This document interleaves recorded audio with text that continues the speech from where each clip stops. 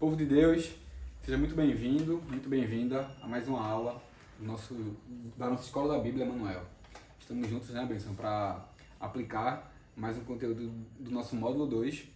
Estamos estudando junto aqui o Pentateuco, né? Esse módulo conhecendo os patriarcas, esse estudo dos principais personagens aí que a gente vai encontrar no Pentateuco. Então a gente já viu até agora Adão, né? A geração de Sete ali, a figura de Sete. Vimos também Noé e Abraão, né? Então hoje a aula é sobre Isaac. Vamos falar sobre esse filho de Abraão, filho da promessa. Então fique à vontade conosco para falar sobre, para ouvir sobre Isaac, para estudar sobre Isaac. Lembrando que a gente vai estar compartilhando também esse conteúdo para você em PDF e você também vai ter acesso ao questionário da aula para você responder e acompanhar com a gente esse módulo. Chegamos na metade do módulo, né? Então tem mais 5 aulas pela frente para a gente estudar aí nosso Pentateuco, né, Bessa? Isso mesmo, pastor. E, primeiramente, gente, graça e paz. É interessante essa aula de Isaac, né? Porque, na verdade, essa história se inicia a partir de Abraão, né?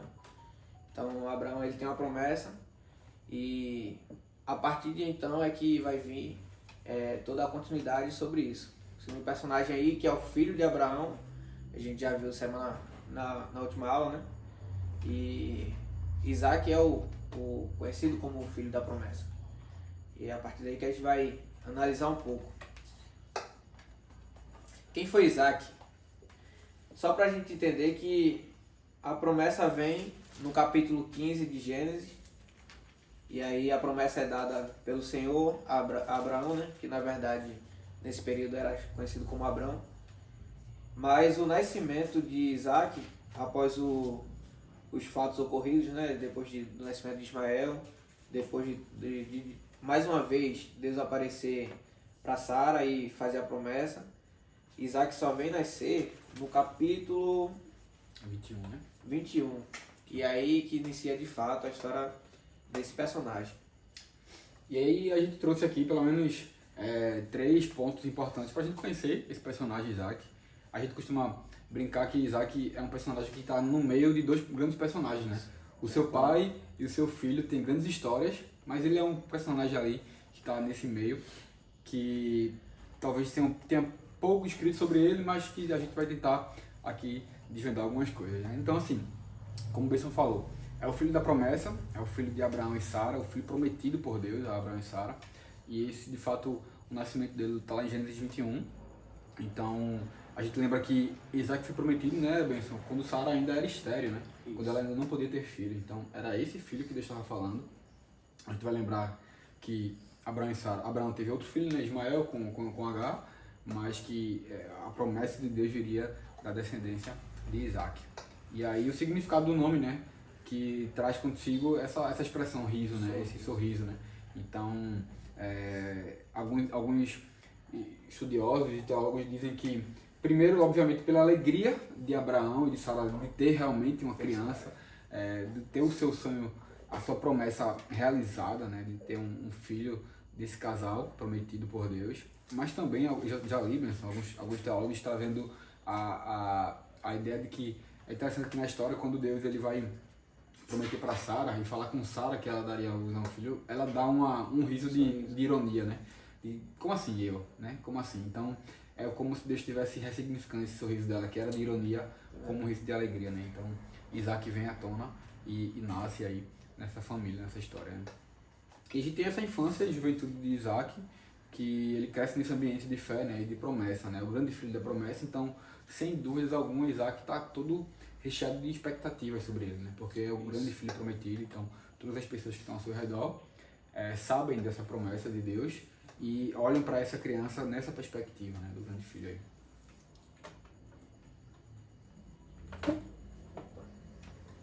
Então, após a história dele, né, de infância e juventude, a gente vai analisar um pouco como é que foi o casamento dele, né? E mais uma vez, é uma promessa, né, pastor? Então, a escolha da esposa de Isaac, ela vem através de Abraão, que envia um servo para encontrar uma esposa para Isaac entre seus parentes. E vai ser da família de Abimeleque. Isso. E essa história aí vai estar contada em Gênesis Cadê? Eu achei 24, né? Isso, 24.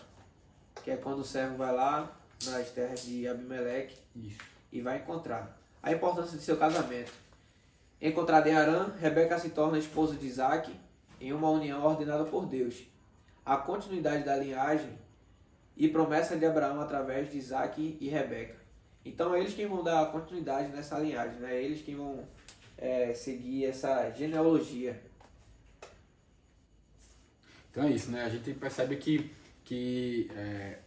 Deus estava trilhando tudo, planejando tudo através da vida de Isaac, né? Para que Isaac pudesse gerar Jacó e para que Jacó pudesse gerar José e os outros filhos, para que daí nasça a nação de Israel, né? Com todas as suas tribos. Então, tudo é planejamento de Deus, né? Tudo está nos planos de Deus, na sua soberania. Então, esse casamento também foi bem arquitetado aí por seu pai, né? E Isaac conhece Rebeca e casa-se com ela, né? Então eles formam esse casal, mais um casal que está na linhagem de Abraão, na promessa de Deus aí. Você vai dar continuidade aí. Deixa eu ver aqui, né, que a gente tá.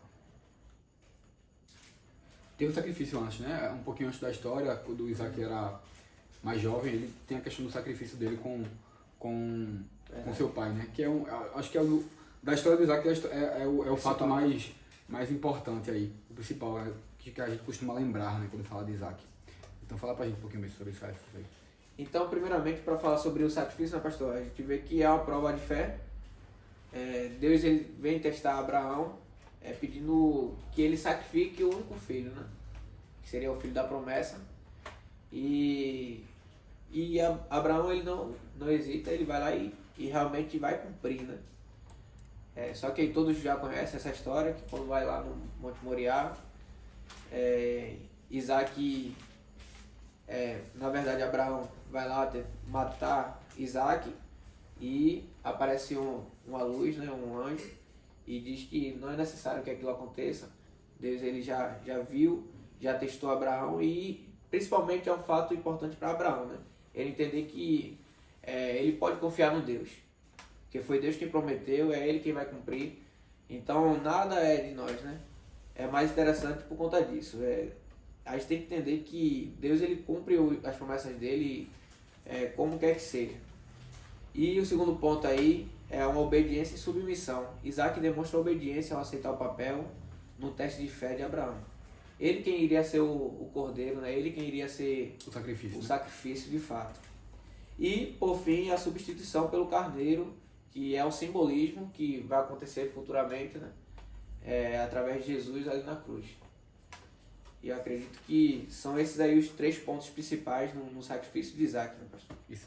A gente estava conversando agora há pouco, né, Besson, aqui em off, antes da aula, sobre a questão da idade de Isaac, né? Eu não falo exatamente qual a idade dele, porque o sacrifício está relatado lá em Gênesis capítulo 22, mas se diz que Isaac era já um jovem adulto, né? Muitas pessoas pensam que Isaac era uma criança, né? Mas o texto fala que Abraão, quando ele convida Isaac para ir para o monte, ele coloca sobre Isaac as madeiras que iriam fazer a lenha, né? Que iria construir aquela fogueira, né? Então pensa-se que era alguém que já poderia carregar um peso. Então muito se diz que Isaac já era um jovem adulto quando foi para esse sacrifício juntamente com seu pai. Então ele é submetido a esse teste, a essa prova de fé, que era uma prova do seu pai, não dele, mas que ele faz parte ali para testar justamente essa fé que a gente falou sobre ela na aula anterior de Abraão, né? Então tem todos esses aspectos aí da vida de Isaac, principalmente nesse sacrifício. Isaac é substituído pelo cordeiro, pelo carneiro lá, que a gente vai ver, como tu falou, lá em Jesus, né? Essa relação de Isaac com Jesus, que é o nosso próximo ponto aqui, que é a relação entre Isaac e Jesus, né? A prefiguração, né? Como a vida de Isaac, a gente tem feito isso aqui, né? Como os personagens, eles apontam para Jesus, eles se encaixam em Jesus. Então, Isaac também tem essa característica, né? Ele é como um tipo de Cristo, um sacrifício do Monte Moriá, mostrando a provisão de Deus, né? Então, se Isaac foi para o monte ser sacrificado, e Jesus também foi para o monte, agora o Monte da Caveira, né? Ser sacrificado também por todos nós. Então, tem essa conotação aí dessas duas relações entre Isaac e Jesus, né? E o herdeiro da promessa, né, Benção? Assim como Isaac foi o herdeiro da promessa de Abraão, Jesus é o cumprimento da promessa de salvação, né? Então, Isaac vai dar linhagem, Jesus vai trazer novamente a salvação para nós, né? Para a humanidade. Meu pastor. Então, eu acho que é muito interessante toda essa questão, porque realmente Isaac foi um dos personagens que mais se encaixaram, né? Essa questão de ele estar ali, próximo de morrer, então ele é o filho a quem Abraão vai derrubar meio que a ira, né? E é realmente a imagem do que vai acontecer Jesus e Papai do Céu, né, Deus, fazendo por Jesus. Então eu acho que essa é a característica mais chamativa, né? Que mais chama a atenção da vida de Isaac mesmo. E mesmo assim ele cumpre tudo que foi proposto. Ele mesmo sendo um jovem, ele vai lá e faz seu papel, né? Isso aí. Então é isso, eu acho que a vida de Isaac ela é bem, pelo menos nos relatos bíblicos, né? Ela é muito curta mesmo. O livro de Gênesis ele vai ter boa parte dele, a história de Abraão, que a gente já contou. Tem pequenas páginas da história de Isaac, e a gente vai ter um bloco grande agora da história de Jacó, que é a próxima aula que a gente vai estar falando. E por fim a história de José, que talvez é a grande parte da história de Gênesis, do meio para o final, que a gente vai contar daqui a 2 aulas. Então, é isso. É uma aula mais objetiva, né, Bessa? Mas de muita importância, porque Isaac é um personagem, é um patriarca, tá na história. Ele é o intermédio aí entre Abraão e Jacó, que são 2 grandes personagens, mas que ele faz parte da linhagem, é um filho da promessa, e é a grande profecia de Deus para Abraão e para Sara cumprida, né, na vida desse camarada. Só um fato interessante, pastor, que quando a gente segue a história de Isaac, né, e nós analisamos os passos de Abraão, eles basicamente têm muitas características parecidas, né? A gente vê que lá atrás Abraão mente, né? Quando é perguntado sobre sua esposa, ele vai lá e diz que na verdade é sua prima. E na história de Isaac também acontece a mesma coisa, né? Quando ele é perguntado sobre Rebeca, pode ver até que ele mente também dizendo que não é sua esposa, né? Então, eu acredito que isso é até um outro fato interessante para nós analisarmos, né, e saber que as características permanecem. Isso aí, genealogias, né, o que nós passamos para as nossas gerações futuras, elas ficam na mente dos nossos filhos, netos, e enfim. Então, Isaac vai ter características também próximas e parecidas com Abraão. E é interessante isso que, assim como Abraão teve problemas na sua paternidade com seus 2 filhos, né, Ismael, que era filho de Agar, e Isaac, filho de Sara, ele teve alguns probleminhas, tanto que teve que expulsar o seu próprio filho de casa, porque Isaac também vai ter problemas com Esaú e com Jacó, né, que são filhos dele, né. Jacó e Esaú já nascem ali com aquela intriga, até o momento que Jacó engana o seu próprio pai, que nesse caso é Isaac. Então ele tem esse problema com os filhos se distanciam, ficam inimigos, digamos assim. Então a gente vê muitas semelhanças mesmo nas histórias.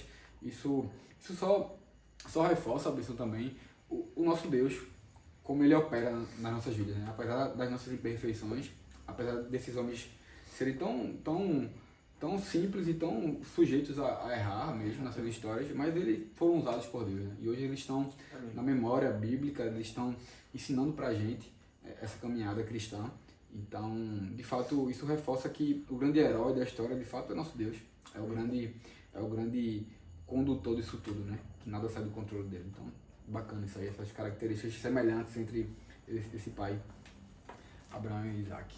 Então, é isso, né? Aproveito para impulsionar todos vocês a realmente analisar essas histórias como não somente uma forma de ter o conhecimento, obter o conhecimento, mas de realmente lançar na nossa vida, né?